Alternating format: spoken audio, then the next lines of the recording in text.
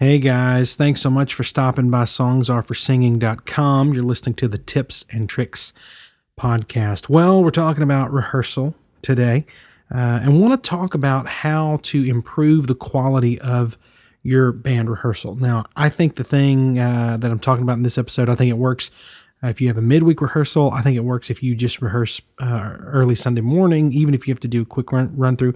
I think there are tips and tricks that you can use to improve the efficiency of your rehearsal. And so for this episode, I want to speak in defense of organization. I think that running an organized rehearsal is very, very important to the musical, personal, and spiritual health of your team. Here's the problem.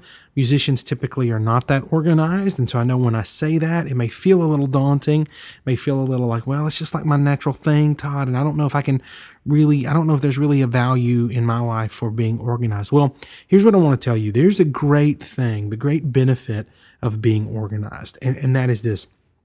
If you are organized, you're going to bless everyone by that. So here's the deal. Organized people really love organization. So if you've got people on your team that they're kind of wired that way, they dig things being in order, they dig a plan, they dig predictability, they dig organization.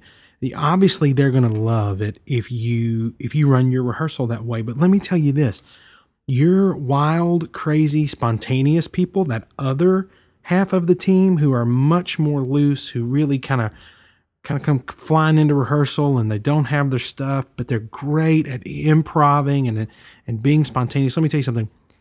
Even unorganized people like organization. Even the players and the singers in your team who tend to be a little bit more fly by the seat of your pants type of people, they actually enjoy organization as well. Now they may not say it, but here's the best example I can give. Maybe you've done this. Have you ever had that thing happen where maybe like you go check in at a hotel and it's maybe like a little bit nicer hotel than you normally stay at, and you give them your name, you give them your credit card, and then they'll like hand you a bottle of water. Does that ever happen to you? Or like some really nice hotels will give you like a warm chocolate chip cookie or something. And I want you to think of that feeling. I mean, you don't need a bottle of water probably. You certainly don't need a chocolate chip cookie, but when you get that thing, when you got that water or that cookie, there was something about that you liked. Whether or not you like cookies or not, there was something that you enjoyed about that those people appreciated you and respected you enough to give you a gift. And that's kind of how an organized rehearsal is. It's like a warm chocolate chip cookie. And so I always speak in defense of organized rehearsals because it really does help everybody. It helps your organized folks because they're in a framework where they can be comfortable, but it also helps your spontaneous folks because you're providing all of the stuff that allows them to be as spontaneous as they want to. So take something as simple as printing out chord charts. I believe every worship leader should print out chord charts for everybody before they get to the church. I think when they show up at rehearsal, there should be chord charts in stacks somewhere that they can get. And I want you to imagine your spontaneous person. Let's say you've got a spontaneous person. If you run a disorganized rehearsal, and I know this sounds maybe a little bit silly, but I guarantee you it's true. As a guy who is not organized, let me tell you what happens. If you've got one of those people on your team and they're headed to rehearsal, 9 times out of 10, their printer's going to be out of ink, or they're going to be running late, and they're going to be hustling around that afternoon before rehearsal, trying to get their chord charts, trying to look up that email that you sent 5 days ago, and they can't remember. Did they delete it? Did they save it? And so by you requiring that sort of organization of them, you put them in kind of a weird state. And so sometimes they're going to show up, they're going to be late, they may be a little bit frustrated. But if you, in this case, if you've got chord charts and they're there and they're printed, you've now freed your person up. You freed your spontaneous player or singer they don't have to worry about one less thing that day. And they come maybe they're a little bit more loose, they're a little bit more relaxed. So you see that organization is a big deal. And so there are a couple of things that I think will immediately raise the level of organization, and they're not that hard. You already heard me say the first one, and that is print chord charts. I think that's smart. It does not take a lot of time. It does not take a lot of expense, but that's one. I think that will absolutely raise the level of organization in your rehearsal. The second thing is start and end on time. So I know that's hard. Sometimes people are late, but start as close to your start time as you can and end when you say you're going to end. Okay. So be watching the clock. Try not to get lost in rehearsal time. Try to manage your time well. And if you see the end of rehearsals coming up and you aren't done, you're just going to have to bite the bullet and say, guys, I'm sorry, we are out of time. I want to get you guys back home.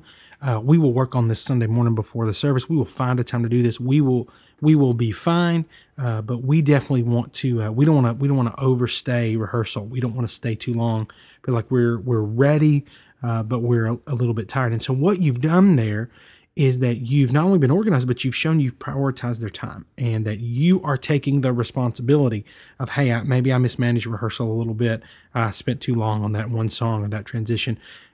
You guys can go ahead and go, we'll work this out because you're valuing them. You're valuing their time that they've spent, their 2 hours or whatever that they've spent and they've worked really hard on. And the third thing that you can do, and you probably can't build this for a whole 2-hour rehearsal, but build some ritual, build a few things into rehearsal that are consistent. So like for my team, the way we start rehearsal is always the same. I kind of wait till everybody's there. I say hello to everybody. I'll talk about maybe some things we're going to work on, and then I'll pray, and then we'll start. And that's kind of our ritual. And that's really the only kind of consistent ritual thing we do. But here's what that does. It lets everybody know, okay, rehearsal's going to start, but it also helps people if they're running late. So if someone comes in and you're talking and they hear you talking about, okay, for rehearsal tonight, they hear you praying, they already know. People who are showing up late, they already know, oh, he hasn't started yet. Okay. And so by building this very obvious, hey, we're starting now, you're helping the rest of the team know what's going on, and you protect yourself from people tuning for 40 minutes or a guy banging on the toms and all that stuff. My team is great at this, and they have been so respectful of one another in this way. But build some ritual into your rehearsals. I think it will make it much easier on everyone involved. Okay, so that's it. That's an episode of the podcast. Thanks so much for listening. Hey, listen, if you've got something you want to ask about, maybe you're wondering about worship leading or something that you might be perplexing you, might be challenging to you, absolutely let us know. Best way to do that's on Twitter @ToddWrightBand. Send me a tweet and we'll talk about it on the podcast. Thanks, guys.